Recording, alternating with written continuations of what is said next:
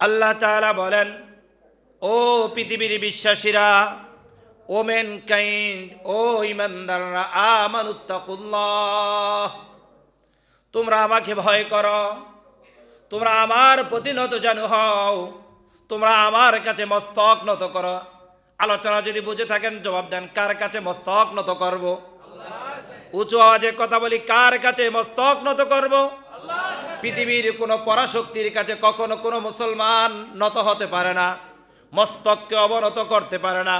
জীবন চলে যাবে, ব্যবসা চলে যাবে, শিক্ষাঙ্গন চলে যাবে, বাণিজ্য চলে যাবে, আল্লাহ না করুক আপনার কলিজার টুকরা মা চলে যাবে, বাবা চলে যাবে, আপনার প্রিয়তমা স্ত্রী চলে যাবে, আদরের সোহাগের ছেলে সন্তান চলে যাবে, এমনকি নিজের জীবন যদি দিত যদি হয়, তারপরে এক চুল পরিমাণ আমরা হক কথা থেকে দূরে সরে যাব না, ঠিক কিনা? কার কথা? আল্লাহ তাআলা বলছেন, ইয়া আইয়ুহাল্লাযীনা আমানুত্তাকুল্লাহ, ও ঈমানদাররা, তোমরা আমাকে ভয় করো। আর আমাকে ভয় করার পরে সেকেন্ড তোমাদের কাজ হচ্ছে অকুলু, তোমরা ঘোষণা দাও, তোমরা বক্তব্য তোলো, তোমরা স্লোগান তোলো, তোমরা আওয়াজ তোলো, কাওলান সাদীদা, সত্য কথার বক্তব্য তোলো, সত্য কথার স্লোগান দাও, সত্য কথার ব্যাপারে দীপ্তময় কণ্ঠে, সাহসীময় কণ্ঠে কথা বলার কথা কে বলেছেন? উচ্চ আওয়াজে কথা বলি, কে বলেছেন?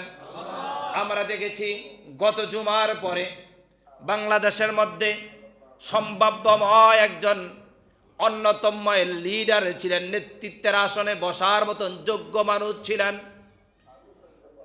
যুবকদের আইডল যিনি ছিলেন, 24 আন্দোলনকে যিনি রাহবারগিরি করেছেন, 24 আন্দোলনের যিনি প্রথম সারির নেতা ছিলেন, দীপ্তময় কণ্ঠে, সাহসীময় কণ্ঠে সকল শক্তির সামনে যিনি চোখ রাঙিয়ে কথা বলতেন, আমাদের মতন টাকরা যুবক শরীফ উসমান হাদি, তিনি সাহসীময় কণ্ঠে দেশের কথা বলতেন, সাহসীময় কণ্ঠে ইসলামের কথা বলতেন, সাহসীময় কণ্ঠে সত্যের কথা উঁচু আওয়াজে বলতেন, ঠিক কিনা?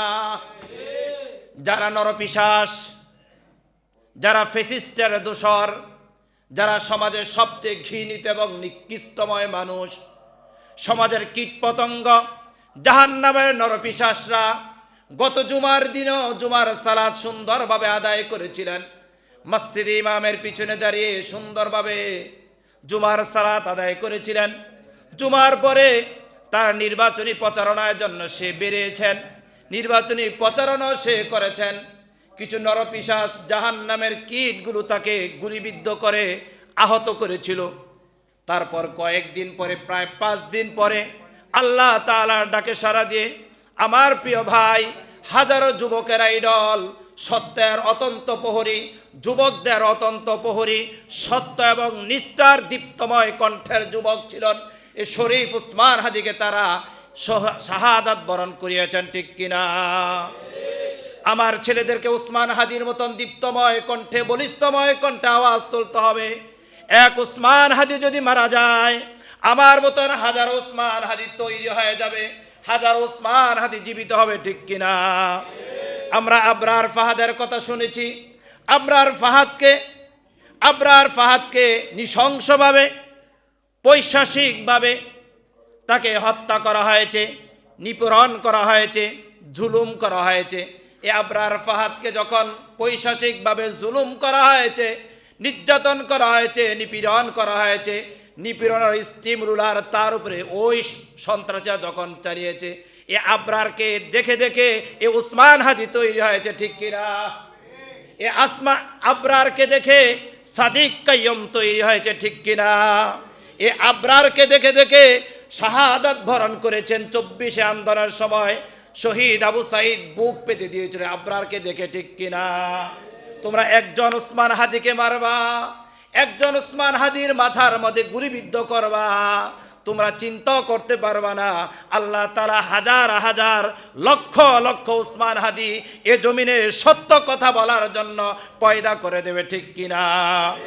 উসমান হাদির শরীরে বইছিল উসমানের রক্ত, উসমান হাদির শরীরে বইছিল শাহজালাল ইয়ামিনী রহমতুল্লাহ রক্ত, উসমান হাদির শরীরে বইছিল খাজা মাইদুদ্দিন চিশতি আল আজমিরি রহমতুল্লাহর রক্ত, উসমান হাদির শৈলে বহেছিল হযরতে উমর রাদিয়াল্লাহু তাআলা আনহুর রক্ত, উসমান হাদির শৈলে বহেছিল আমাদের সকলের কোরআনের পাখি আল্লামা দেলোয়ার হোসেন সাইদি রহমতুল্লাহর রক্ত, ঠিক কিনা?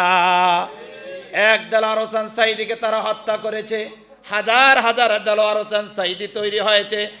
এক আবরারকে তারা হত্যা করেছে, হাজার হাজার আবরার তৈরি হয়েছে। এক উসমান হাদিকে তারা হত্যা করেছে, শাহাদাত বরণ করেছে, হাজার হাজার উসমান হাদিয়া জমিন থেকে বের হবে, ঠিক কিনা? কেননা কখনো সত্যকে লুকায়িত করা যায় না, সত্য সব সময় ধ্বংসপ্রাপ্ত হবে, আর সত্য সব সময় উঁচু আওয়াজ দিয়ে দাঁড়াবে, সত্য সব সময় আলোকিত হয়ে যাবে, আর মিথ্যা সব সময় বিলুপ্ত হয়ে যাবে।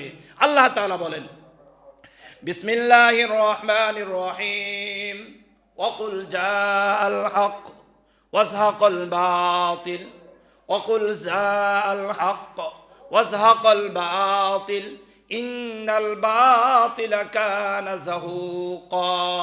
চিৎকার দিয়ে বলছি আল্লাহু আকবার, আল্লাহু আকবার। পৃথিবীর যত নরপিশাচ রয়েছে, পৃথিবীর যত স্বৈরা শাসক রয়েছে, পৃথিবীর যত ক্ষমতাধর শাসকরা রয়েছে, তারা চেয়েছিলেন ইসলামকে মিটিয়ে দিতে, সত্যের বাতিকে তারা নিভিয়ে দিতে, কিন্তু তারা সত্যের বাতিকে নিবাহিত করতে পারে না, সত্যের বাতিকে আল্লাহ তারা প্রজ্বলিত করেছে, ঠিক কিনা?